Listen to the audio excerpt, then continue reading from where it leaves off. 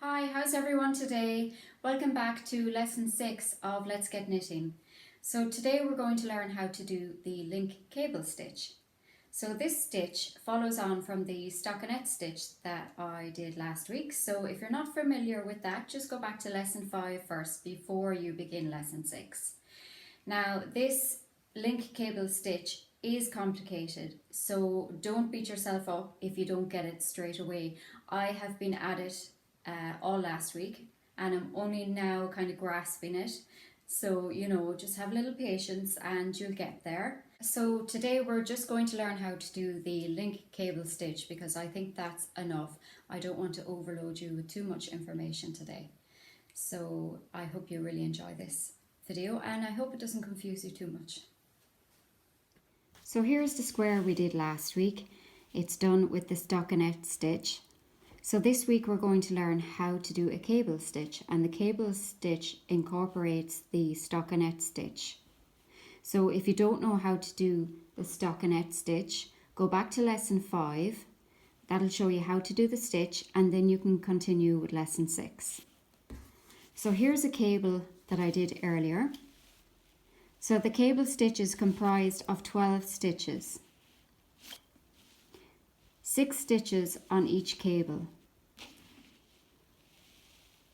On each side of my cable I have 6 stitches, so altogether I have 24 stitches on this square. The stockinette stitch that I did last week has 24 stitches as well. So if we measure them, we can see that the cable square is slightly smaller than the stockinette stitch, and this is due to the square being slightly compressed when you add in the cable stitch.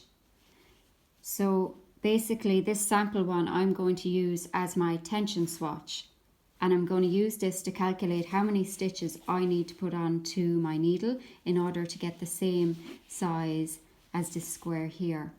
Now if you're confused about how to do the tension swatch, if you go back to lesson 4, you'll be able to see exactly how I calculate the swatch in more detail.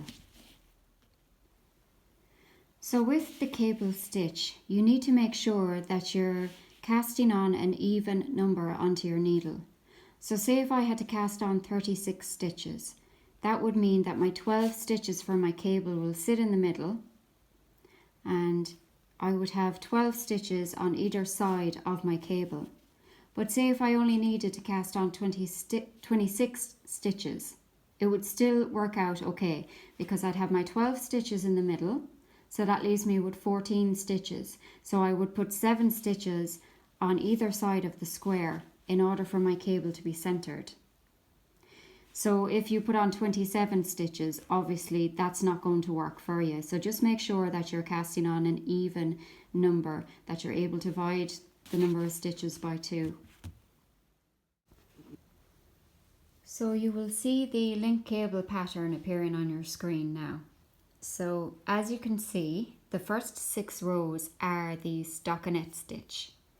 Now the pattern I've put up, because the stitch contains 12 stitches, I've just put up the pattern for 12 stitches. But if you had 26 stitches on your needle, you would obviously knit 26, then you would purl 26, knit 26, and so on. So what I'm going to do now is I'm going to just knit the 6 rows first in the stockinette stitch, and then I'll show you how to do the cable. So if you can see on row 7, it says C6B, so that means cable 6 back. And then it says C6F, and that means cable 6 front. So this will become a lot clearer when I show you how to do it.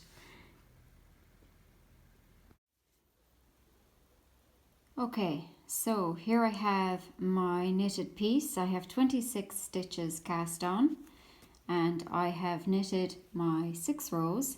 So now I'm going to do my cable. So the first thing I need to do is I need to knit 7 stitches before I come to my cable. So I'm just going to do that now.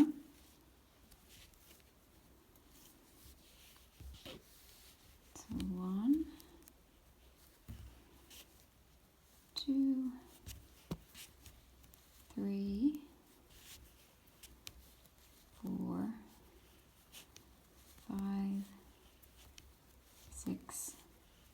7. Now, so the first thing I need to do is I need to cable 6 back. So cable 6 back means that you're taking 3 stitches. Now I know it's a bit strange. At first I thought, why are we not taking 6 stitches? I had to really think about this.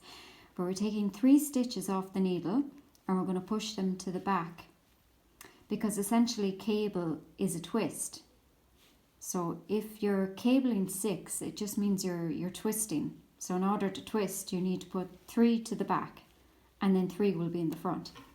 So to do this, you could use a safety pin or you could use another knitting needle.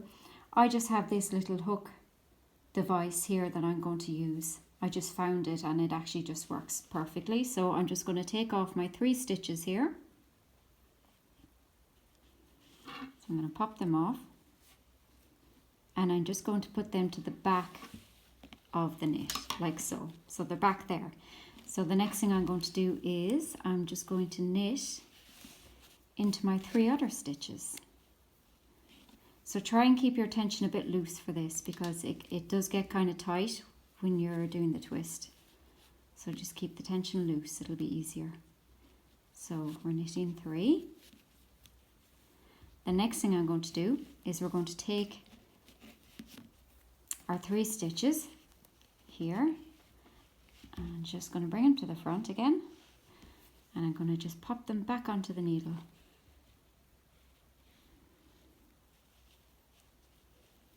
Like so. Now this is where it gets a bit tight, the tension gets very tight, so just do it slowly and you should be okay. Push them back on again. Okay, now so I'm going to knit into those. 1, 2, 3. Now, so that's 6 stitches done, and that was our cable 6 back. Now the next thing we need to do is we need to cable 6 front. So what you're going to do then is you're going to take these 3 stitches off. Pop them off. Now you're going to hold those in the front, like so, and you're going to knit into your other 3 stitches. So 1, 2, oh, I see one of the stitches popping off there, just grab that quickly.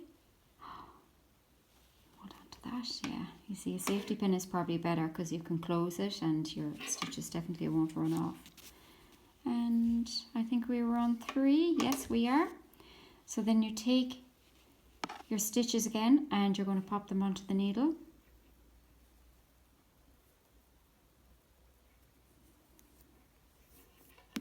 And then you're going to knit those 3 stitches. 1, 2, 3.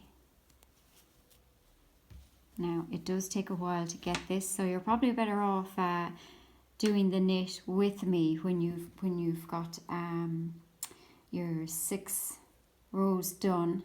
Just pause the video and then just play it slowly so you can do it, the cable with me, and you won't get confused. So then we're just going to knit as normal our remainder 7 stitches.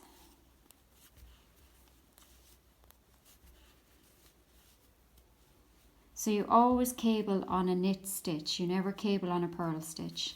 Well, not for this one anyway, you probably do for others. I don't know if we'll be that adventurous, we'll see how we go anyway. Okay, so that's 1 cable done. Now you can see it gets quite bulky, but you can kind of see the little pattern we have there. So the next thing you're going to do is you're going to purl. So remember that this is row 2, not row 1, okay? So you're counting this as row 2.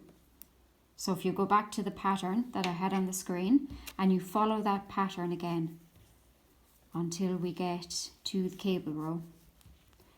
So I'm just going to knit purl, and what I'm going to do is I'm going to knit my 6 rows again. Is it 6?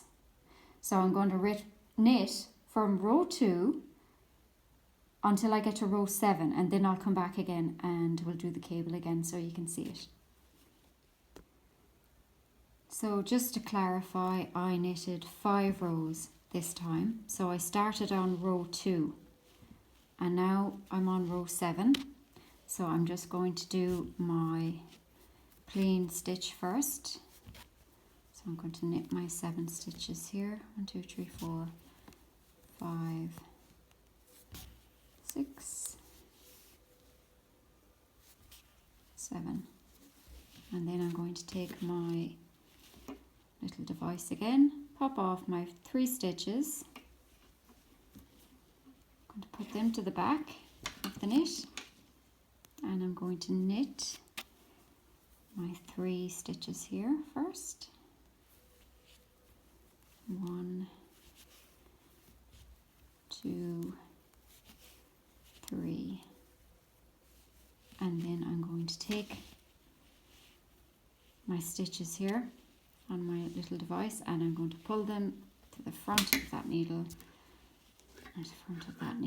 and I'm going to pop the stitches onto this needle like so, and I'm going to knit those.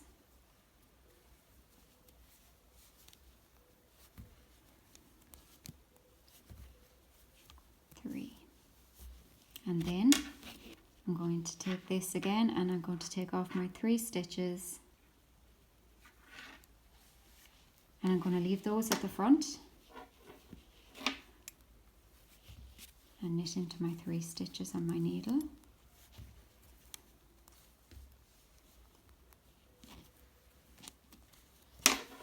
And then pop my 3 stitches back onto my needle like so, give it a little twist and knit my 3 stitches, and then I'm going to continue with my other 7 stitches.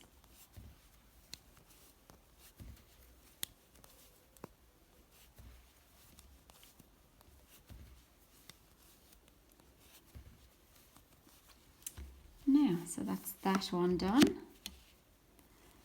You can see it's coming together nicely there. So remember, you're going on to row 2 next.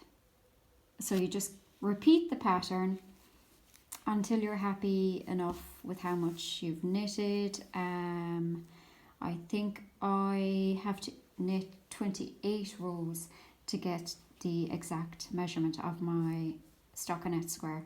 So as always, you'll have to do the tension swatch first. As I said before, that's in lesson 4. And yeah, you'll get your rows and you'll get how many stitches you need to cast on. And so just knit that up. And then afterwards, what you can do, because it does be slightly bulky, you can take your iron and you can just press down on the square. Now you're not to be going like this over your wool because you're just going to stretch your wool out of shape. So what you need to do is just lay the iron down flat on your square like this. So that way it doesn't stretch the wool, it just flattens it out for you. And then you can turn it over and you can do the other side. Now I think my temperature is at 2 for this on the iron, but yours will be different. So just test it first anyway on a scrap piece of wool so you don't burn a hole in your lovely little swatch. So here is the link cable stitch completed, and you'll see this design a lot in jumpers. You might see it as a design detail on the sleeve or maybe on the front of the jumper. So if you have completed up to lesson 6 of these tutorials, you have a really good base of knowledge, and you could actually probably knit your own jumper, if you got a very simple pattern, maybe the stockinette stitch pattern, and maybe if it had a link cable stitch in it also, you'd be well able to do that. The only thing I think you would need to learn how to do maybe is to increase and decrease stitches, which is something that I think I'm going to look at next week. Now obviously it's not really part of making the blanket, but I think I might just include it because it's a very good skill to have, and then it will give you the knowledge you need to actually go out and maybe buy yourself a pattern and see how you get on. I really hope you enjoyed this week's tutorial. I'd love to know how you're getting on. So if you want to maybe email some pictures to me at tipperarytown@tipperarycoco.ie, I'd love to see them. Or if you want to just comment in the comment box below the video, that'd be great. Just let me know how things are going, if you have any problems. And as always, if you have any tips or if you have any questions, just get in touch. And I hope you have a wonderful week, and I'll see you back next week.